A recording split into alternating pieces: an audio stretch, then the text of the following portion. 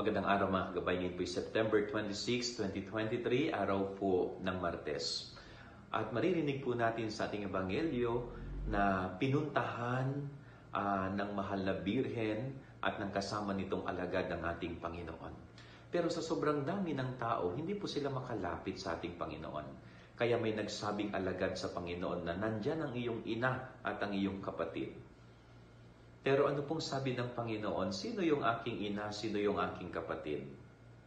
No, yung mga sumusunod at tumutupad ng aking mga utos, ang silang aking ina at kapatid. No? Napakaganda pong paalala nito. No, kapag tayo ay nagsisikap na sumunod sa utos ng Panginoon, kapag tayo nagsisikap na sundin ang kanyang kalooban, nagiging parte tayo ng pamilya ng Diyos. No, we become part of His family. No, itinuturing tayong pamilya ng Diyos kapag nagagawa nating sundin ang kanyang kalooban. Kanya ngayong invitation po sa ating ngayong araw, no? Ano ba yung ginagawa mong effort para sundin, magawa mo, maisabuhay mo ang mga utos ng Panginoon? Yan ang ating gabay aral ngayong maghapon. God bless po sa inyo lahat. Pagpalain kayo ng Panginoon.